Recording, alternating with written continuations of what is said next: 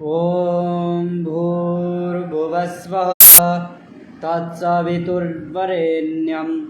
भर्गो देवस्य धीमहि धियो यो नः प्रचोदयात्। ओम। जैसे कि आप सभी जानते हैं कि श्री रामचरितमानस का जो हम पाठ कर रहे हैं वह नित्य ही प्रतिदिन आगे बढ़ रहा है। तो आइए आगे इसी क्रम को ले जाते हुए हम अगली चौपाई में चलते हैं। तो इस चौपाई में श्री कवि तुलसीदास जी क्या कहते हैं। भनीति मोहरी शिव कृपा विभाति ससे समाज मिले मनुहु सुराती जय एहि कथहि स्नेह समेता कहीं हैं सुने हैं समुझे सचेता हो यही रामचरण अनुरागी कली मल रहित सुमंगल भागी। इसका अर्थ हिंदी में कहते हैं कि मेरी कविता, देखिए क्या कह रहे हैं यहाँ तुलसीदास जी, कि मेरी कविता श्री शिव जी की कृपा से ऐसी सुशोभित होगी जैसी तारागणों के सहित चंद्रमा के साथ रात्रि सुशोभित होती है। जो इस कथा को प्रेम सहित एवं सावधानी के साथ समझ और बूझकर कहे सुनेंगे, मैं कलयुग के पापों से रहित और सुंदर कल्याण के भागी होकर श्री रामचंद्र जी के चरणों के प्रेमी बन जाएंगे। अर्थात जो मेरी कविता है वह बहुत ही सुशोभ्यमान होगी शिव जी के आशीर्वाद से। ये बहुत ही नतमस्तक हैं यहाँ पर शिव जी के प्रति और श्री राम जी के प्रति बहुत ही ज़्यादा नतमस्तक है, और होना भी चाहिए, क्योंकि ऐसा जीवन आज तक किसी ने नहीं जिया है जैसा हमारे श्री राम जी ने जिया है। वह हमारे मर्यादा पुरुषोत्तम जी हैं, पुरुषों में अति उत्तम हैं, और उनकी जीवनी से हमें हर समय हर एक क्षण कुछ ना कुछ सीखने को ही मिलता है। तो उनका सम्मान बहुत ही हृदय पूर्वक नतमस्तक होकर बिल्कुल यहाँ पर तुलसीदास जी उनका सम्मान कर रहे हैं, सम्मानार्थक यहाँ पर कह रहे हैं। तो दोहे में क्या कहते हैं सपने हो साचे हु मोही पर जऊ हर गौरी पसाऊ तऊ फुर हो जो कहेऊ सब भाषा बनेति प्रभाऊ। इसमें कहते हैं कि यदि मुझ पर श्री शिव जी और पार्वती जी की स्वप्न में भी सचमुच प्रसन्नता हो तो मैंने इस भाषा कविता को जो प्रभाव कहा है वह सब सच हो। अर्थात शिव जी और पार्वती जी हमारे स्वप्न में आए तो यह जो मैंने कहा है वह सच हो जाए। अगली चौपाई में कहते हैं कि बंधु अवधपुरी अति पावनी सरजू सरे कले कलुष नसावनी प्रण नवो पुर नर नारी बहोरे ममता चिन्ह पर प्रभु ही न थोरी।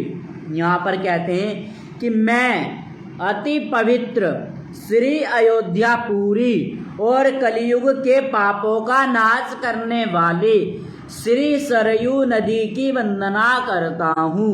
यहाँ पर श्री सरयू नदी जी की यहाँ पर वंदना की जा रही है। आगे कहते हैं फिर अवधपुरी के उन नर नारियों को प्रणाम करता हूँ जिन पर प्रभु श्री रामचंद्र जी की ममता थोड़ी नहीं है अर्थात बहुत है। उन नर नारियों को प्रणाम करता हूँ। उनको तुलसीदास जी बड़े ही प्रेम भाव से सम्मानार्थक प्रणाम कर रहे हैं। आगे कहते हैं कि सिया निंदक अघ ओघ नसाए लोक विशोक बनाए बसाए बंधो कौशल्या दिशि प्राची कीरति जासु सकल जग माची।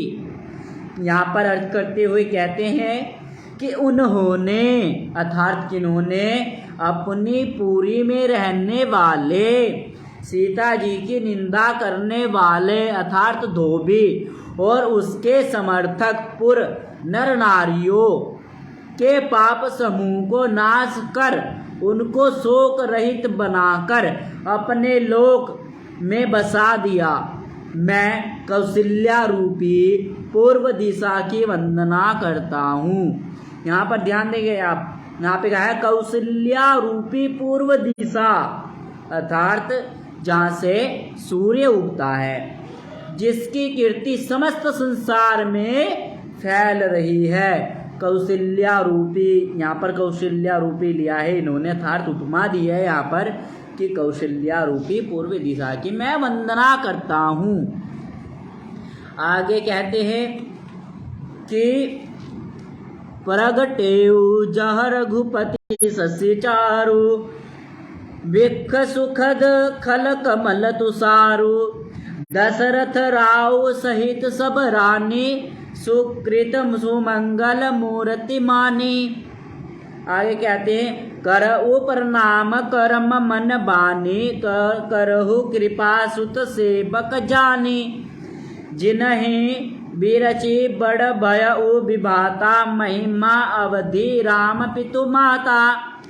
यहाँ पर कहते हैं कि जहाँ कौशल्या रूपी पूर्व दिशा से विश्व को सुख देने वाले और दुष्ट रूपी कमलों के लिए पाले के समान श्री रामचंद्र जी की रूपी सुंदर चंद्रमा प्रकट हुए, सब रानियों सहित राजा दशरथ जी को पुण्य और सुंदर कल्याण की मूर्ति मानकर मैं मन वचन और कर्म से प्रणाम करता हूँ। अपने पुत्र का सेवक जानकर मैं मुझ पर कृपा करे, जिनको रचकर ब्रह्मा जी ने भी बढ़ाई पाई तथा जो रामचंद्र जी के माता और पिता होने के कारण महिमा की सीमा है।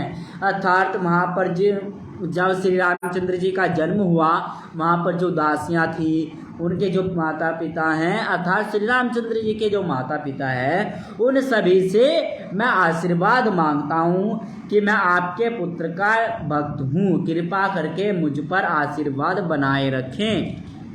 अगले कहते हैं, आगे कहते हैं बंधु अवध मुआल सत्य प्रेम जेहि राम पद बिछुरत दीन दयाल प्रिय तनु तृण एव परिहरेऊ। यहाँ पर कहते हैं मैं अवध के राजा श्री दशरथ जी की वंदना करता हूँ, जिनका श्री राम जी के चरणों में सच्चा प्रेम था, जिन्होंने दीन दयालु प्रभु के बिछुड़ते ही अपने प्यारे शरीर को मामूली तिनके की तरह त्याग दिया। अर्थात श्री रामचंद्र जी के 14 वर्ष के वनवास चले जाने पर जो श्री रामचंद्र जी थे, उनके प्रेम में, उनके वात्सल्य में उन्होंने अपना प्राण जोता त्याग दिया दशरथ जी ने। अगली चौपाई में कहते हैं प्रण नभउ परिजन सहित विदेहु जाहे राम पद गूढ़ स्नेहु जोग भोग मह राखेउ गोई राम बिलोतल प्रगटेउ सोई। यहाँ पर कहते हैं, इसका अर्थ यह है कि मैं परिवार सहित राजा जनक जी को प्रणाम करता हूँ, जिनका श्री राम जी के चरणों में गूढ़ प्रेम था, जिनको उन्होंने योग भोग में छिपा रखा था, परंतु श्री रामचंद्र जी को देखते ही वह प्रकट हो गया। अर्थात जब श्री रामचंद्र जी गुरुकुल में चले जाते हैं, जो उनका प्रेम था श्री दशरथ जी का, जब श्री रामचंद्र जी गुरुकुल से वापस आते हैं तो जो उनका प्रेम है वह उमड़ जाता है, वह अत्यंत पवित्रता के साथ उमड़ जाता है। किस प्रकार से वह अपनी जो वंदना है उनको उनके सामने श्री राम जी के सामने रखते हैं, वह आगे चलेंगे। आगे कहते हैं प्रणवो प्रथम भरत के चरना जासु नेम व्रत जाय न भरना, राम चरण पंकज मन जासु, लो बुध मधुप एव जरत न पासु। यहाँ पर कहते हैं कि भाइयों, मैं श्री तुलसीदास जी कह रहे हैं यहाँ पे कि भाइयों, मैं सबसे पहले मैं भरत जी के चरणों को प्रणाम करता हूँ। जो भरत जी के चरण हैं उनको प्रणाम कर रहे हैं, जिनका नियम और व्रत वर्णन नहीं किया जा सकता। यह बहुत ही सत्य बात है, जिनका वर्णन नहीं किया जा सकता, जिनका मन श्री राम जी के चरण कमलों में भंवरों की तरह लुभाया हुआ है, कभी उनका पास नहीं छोड़ता। अर्थात श्री भरत जी किस प्रकार के भ्रातृत्व प्रेम में लगे हुए थे वह आप सभी जानते हैं, मुझे बताने की आवश्यकता नहीं है। यहाँ पर अगली चौपाई में क्या कहते हैं कि बदऊ लक्ष्मण पद जल जाता, शीतल सुभग भगत सुखदाता, रघुपति कीरति विमल पताका, दंड समान बसऊ जस जाका। यहाँ पर कहते हैं कि मैं श्री लक्ष्मण जी के चरण कमलों को प्रणाम करता हूँ, जो शीतल सुंदर और भक्तों को सुख देने वाले हैं। श्री रघुनाथ जी की कीर्ति रूपी विमल पताका में जिनका लक्ष्मण जी का यश दंड के समान हुआ, पताका को ऊंचे करने वाला, फहराने वाला। अर्थात लक्ष्मण जी पूरे उत्साहित रहते थे, हर समय क्रोधित अवस्था में रहते थे, अर्थात मतलब तेज रहते थे, पूरे जोश से भरे हुए रहते थे वह। तो उनका जो यह दिखा वह श्री राम जी के कारण ही दिखा है। तो आगे कहते हैं कवि जी कि शेष सहस्र शीस जग कारण, जो अवतर रेऊ भूमि भय टारन, सदा सो सानुकूल रह मोह पर, कृपा सिंधु सौमित्री गुणाकर, जो हजार सिर वाले और जगत के कारण। यहाँ पर लेना हजार सिर वाले अर्थात बहुत ही बुद्धिमान। हजार सिर वाले ये नहीं कि किसी के हजार सिर हो गए, नहीं, ऐसा नहीं है। ईश्वर ने सभी को एक ही सिर दिया है, परंतु जो विद्वत्ता है, जो ज्ञान है, वह अपनी बुद्धि के अनुसार बढ़ाया जा सकता है। तो यहाँ पर कहा है कि हजार सिर वाले अर्थात अत्यधिक बुद्धिमान शेष जी हैं, अर्थात जो बहुत ही ज़्यादा विद्वान हैं, जिन्होंने पृथ्वी का भय दूर करने के लिए अवतार लिया। यहाँ पर श्री लक्ष्मण जी को बता रहे हैं, तो हमने पहले ही आपको बता रखा है कि आप अपनी मस्तिष्क का उपयोग करें। यहाँ पर कोई हजार बुद्धिमान वाला नहीं है जिसने इस धरा को उठा रखा है। शेष अर्थात यहाँ पर शेष का अर्थ यह है, शेष पे तो है, धरा है, ये ब्रह्मांड ही शेष है, अर्थात हमारे अंदर भी तो शेष है। शेष मतलब है आकाश, खाली स्थान।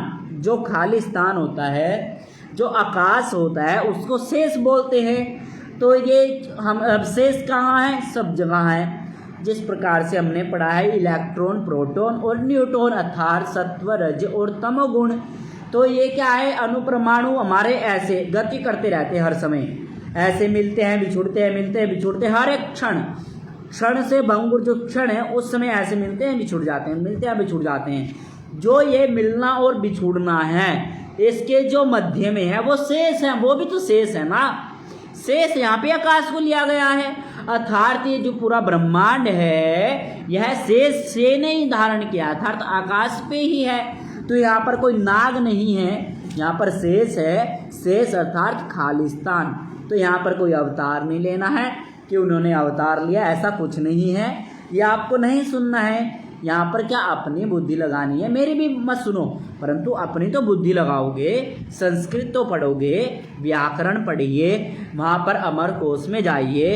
अमर कोश में जाने के पश्चात जो श्री अमर जी ने लिखी है उसमें जाकर देखिए कि शेष का अर्थ क्या है और फिर इस शेष का अर्थ में क्या लेना चाहिए सार्वजनिक स्थानों पे।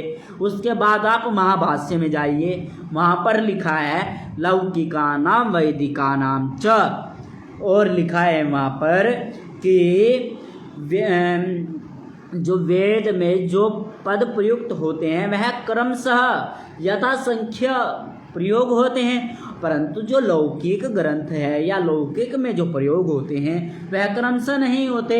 वह मनुष्य की बुद्धि रहती है, वह आगे पीछे कर सकता है, तो ऐसे आपको शेष के स्थान पर लेना पड़ेगा। वेद तो नहीं है ये रामायण है, श्री रामचरितमानस है, तो इसमें आपको क्या करना पड़ेगा, अब लौकिका नाम वैदिका नाम च, फिर महापद पर जाना पड़ेगा, फिर आपको देखना पड़ेगा कि शेष का अर्थ क्या है, अर्थात शेष का अर्थ है खाली स्थान। तो यहाँ पर आप भ्रमित ना हो, यहाँ पर आप ये ना सोचे कि हजार सिर वाले सर्प ने हमारी जो धरा को धारण किया हुआ है, ऐसा नहीं है।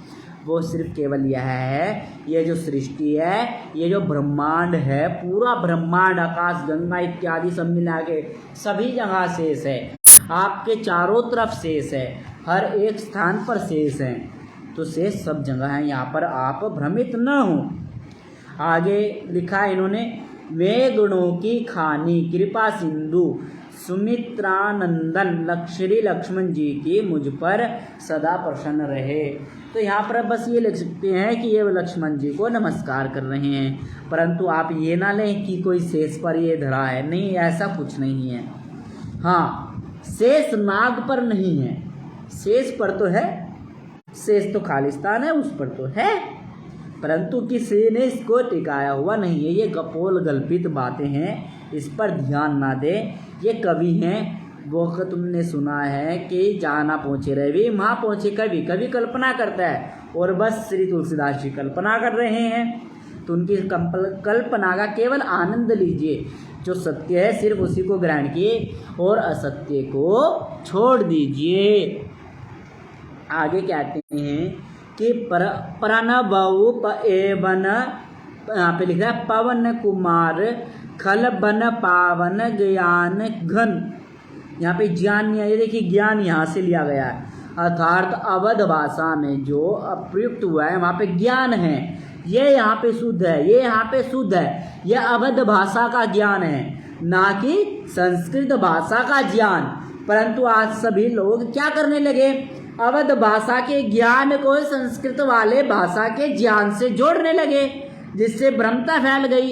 ये भ्रमता ना हो, मैं आप सभी को बता दूं, जो ज्ञान था वह ज्ञान ही है, परंतु अवध भाषा के प्रयोग को जिस प्रकार से ये श्री रामचरितमानस प्रसिद्धि में आया और इसमें ज्ञान हो गया, उसी को सभी लोग फिर ज्ञान को ज्ञान बोलने लगे, जिससे यह गलत है। आगे कहते हैं, मैं पवन कुमार श्री हनुमान जी को प्रणाम करता हूँ, जो दुष्ट रूपी वन के भस्म करने के लिए अग्नि रूप हैं, जो ज्ञान की घन मूर्ति हैं, और जिनके हृदय रूपी भवन में धनुष बाण धारण किए श्री राम जी निवास करते हैं। अर्थात हनुमान जी जो प्रकांड विद्वान है, प्रचलित विद्वान हैं, उन्होंने में श्री राम जी का जीवन चरित्र अपने अंदर धारण किया है। अर्थात हमारे श्री राम जी इतने अच्छे थे, इतने धर्मानुकूल थे, इतने वेदानुकूल थे कि श्री हनुमान जी भी उनके भक्त हो गए। केवल इतना है।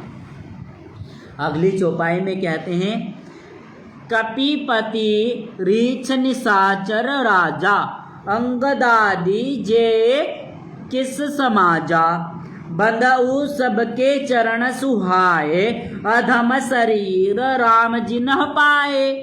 यहाँ पर कह रहे हैं, वानरों के राजा सुग्रीव जी, यहाँ पे कोई बंदर नहीं लेना है आपको, यहाँ पर क्या लेना है, वानरों के राजा, वन में विचरण करने वाले वानर, अर्थात नर मतलब मनुष्य, वन मतलब वन अर्थात जंगल, वन में विचरण करने वाले मनुष्य वह वानर।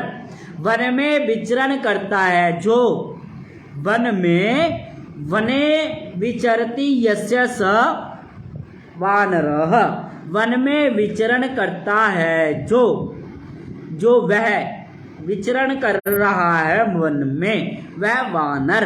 रीछों के राजा जाम्बवान जी, यहाँ पे क्या है, जाम्बवान, यहाँ पे लिखा है जाम्बवान जी, अर्थात जो राजा सुग्रीव जी, ठीक है, और रीछों के राजा जाम्बवान जी, वानरों के राजा कौन हुए, सुग्रीव जी, और रीछ के राजा जाम्बवान जी।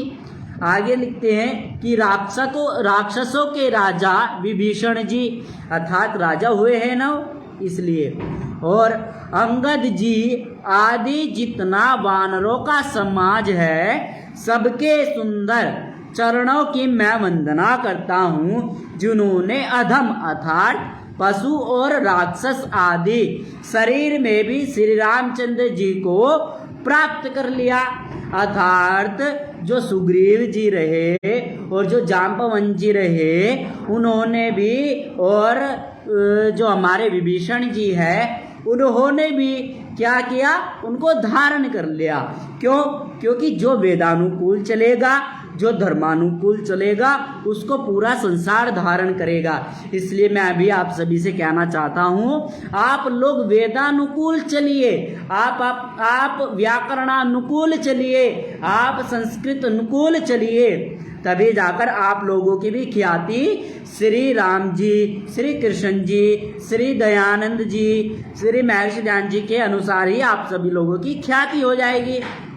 आगे कहते हैं चौपाई में, रघुपति चरण उपासक जेते, खग मृग सुर नर असुर समेते, बधऊ पद सरोज सब केरे, जे बिनु काम राम के चेरे।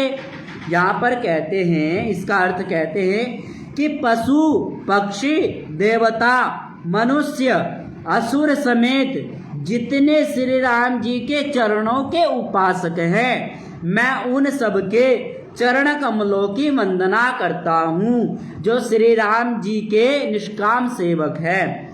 जो भी श्री राम जी का निष्काम सेवक रहेगा, उनको तुलसीदास जी यहाँ पर नमस्कार कर रहे हैं। अगली चौपाई में कहते हैं कि सुख सनकादि भगत मुनि नारद, जे मुनि बर ज्ञाना विशारद, परन नवो सबहि धरनी धरी सीसा, करहु कृपा जन जानी मुनीसा। इसका अर्थ कहते हैं कि सूकदेव जी, सनकादि जी, नारद मुनि आदि जितने भक्त परम ज्ञानी श्रेष्ठ मुनि हैं, मैं धरती पर सिर टेक कर उन सबको प्रणाम करता हूँ। हे मुनीश्वरों, आप सब मुझको अपना दास जानकर कृपा कीजिए। तो यहाँ पर जो श्री तुलसीदास जी है, वह प्रणाम कर रहे हैं, अर्थात अपना आदर व्यक्त कर रहे हैं। किस प्रकार से वह सभी को प्रणाम करेंगे। आगे कहते हैं कि जनक सुता जग जननी जानकी, अतिशय प्रिय करुणा निधान की, ताके जुग पद कमल मनावऊ, जासु कृपा निर्मल मति पावऊ। इसमें कहते हैं श्री जो तुलसीदास जी कहते हैं वो कि राजा जनक की पुत्री, क्या कहते हैं, राजा जनक की पुत्री, जगत की माता और करुणा निधान श्री रामचंद्र जी की प्रियतमा श्री जानकी, दोनों चरणों कमलों को मैं मानता हूँ, जिनकी कृपा से निर्मल बुद्धि पाऊँ। अर्थात सीता जी हमारे ऊपर आशीर्वाद दे कि इस कथा को लिखने में वह हमारा साथ दे, यह कहना चाहते हैं तुलसीदास जी। आगे कहते हैं, मुनि मन वचन कर्म रघुनायक, चरण कमल बधऊ सब लायक, राजीवन यन घने धनुषायक, भगत विपति भंजन सुखदायक। यहाँ पर कहते हैं कि फिर मैं मन वचन कर्म से कमल नयन धनुष बाण धारी, भक्तों की विपत्ति का नाश करने वाला और उन्हें सुख देने वाले भगवान श्री रघुनाथ जी के सर्वसम्मत चरण कमलों की वंदना करता हूँ। यहाँ पर भी नमस्कार किया। दोहा है, गिरा अर्थ जल बीची सम कह, कही अत भिन्न न भिन्न बदऊ सीता राम पद जिन्है परम प्रिय खिन्न। इसका अर्थ है कि जो वाणी उसके अर्थ तथा जल और जल की लहर के समान कहने में अलग अलग है, परंतु वास्तव में अभिन्न अर्थात एक है। उन श्री सीताराम जी के चरणों की मैं वंदना करता हूँ, जिन्हें दीन दुखी बहुत ही प्रिय हैं। अगली चौपाई में कहते हैं, बंधु नाम राम रघुबर को, हेतु कृषाणु भानु हिमकर को, वेदी हरिहर मय वेद प्राण सो, अगुण अनुपम गुण निधान सो। यहाँ पर कहा है कि मैं श्री रघुनाथ जी के नाम राम की वंदना करता हूँ, जो कृषाणु अर्थात जो अग्नि, भानु अर्थात सूर्य और हिमकम अर्थात चंद्रमा का हेतु अर्थात र आ और म यहाँ पर लिया है, कृषाणु से लिया है र और भानु से आ, सूर्य से म, हिमकर से लिया है, हिमकर से क्या लिया है म। रूप से बीज हैं, वह राम नाम ब्रह्मा विष्णु और शिव रूप हैं। वह वेदों का प्राण है, निर्गुण उपमा रहित और गुणों का भंडार है। जो श्री राम जी हुए हैं वह उपमा का भंडार रहे हैं और सभी के चहेते रहे हैं। वह वेदानुकूल रहे हैं, अर्थात वह नित्य संध्या क्या करते थे, वह नित्य ही भजनोपदेश भी क्या करते थे, वह नित्य ही सत्संग भी क्या करते थे। उनकी जो जीवन शैली रही वह बहुत ही पवित्र रही। जिस प्रकार से हम सभी जानते भी हैं कि जो श्री राम जी रहे हैं वे वेदानुकूल रहे हैं। प्रथम वो मर्यादा हैं, मर्यादा के बाद पुरुष के उत्तम पुरुषोत्तम रहे हैं। फिर क्या है, श्री रामचंद्र जी अर्थात उनमें कितने ही गुण थे। उनको हम भगवान के नाम से जानते हैं, उनको हम श्री राम जी के नाम से जानते हैं, उनको सियाराम जी के नाम से जानते हैं। और ये जिन जिन के बहुत से नाम होते हैं वह किसके होते हैं, जो बहुत सारे जो नाम होते हैं वह होते हैं या जो गुणवान हो। आप किसी गुणवान व्यक्ति के नाम रख सकते हैं, जैसे अंजन पवन पुत्र श्री रघुवीर से भक्त हनुमान, सूर्य पुत्र हनुमान, पवन पुत्र हनुमान। अर्थात उनमें गुण थे, वेदानुकूल रूपी चलने वाले हनुमान। तो आप ऐसे नाम रख सकते हैं, अर्थात उनके अच्छे गुणों को देखकर हम नाम रख सकते हैं। अर्थात योगाचार्य, जो मैं कहना चाहता था, परम भक्त योगाचार्य। उड़ने की विद्या उन्हीं को आती थी ना, हवा में किस प्रकार अपने शरीर को हमें रखना है, यह विद्या किसको आती थी, वह हनुमान जी को आती थी। अर्थात योगाचार्य, और जिन्होंने सूर्य पर भी जाने के लिए ठाने और गए भी शायद, वैसे नहीं खाने के लिए नहीं, वैसे जाने के लिए, चर्चा के लिए। आखिर है क्या सूर्य पर, जिससे वे वैज्ञानिक भी रहे। हम केवल हनुमान जी को इतना ही जानते हैं कि श्री राम भक्त, केवल श्री राम भक्त नहीं है वो ज्ञानवान वेदानुकूल ब्रह्मचारी वैज्ञानिक, सबसे बड़े वैज्ञानिक योगानुचार्य। श्री कृष्ण जी ने तो विवाह भी किया था, हनुमान जी ने कहाँ विवाह किया बताइए आप। और जो ये कहता है हनुमान जी ने विवाह किया है वह मूर्ख है, विवाह नहीं किया हनुमान जी ने। हनुमान जी रहे हैं ब्रह्मचारी, हनुमान जी ने विवाह नहीं किया, ये आप सभी समझ लेना। आइए आज अपनी वाणी को यहीं पर विराम देते हैं, फिर कल इसी उत्साह प्रोत्साहन के लिए अगला पाठ आप सभी के सामने रखा जाएगा। इति ओम शांति।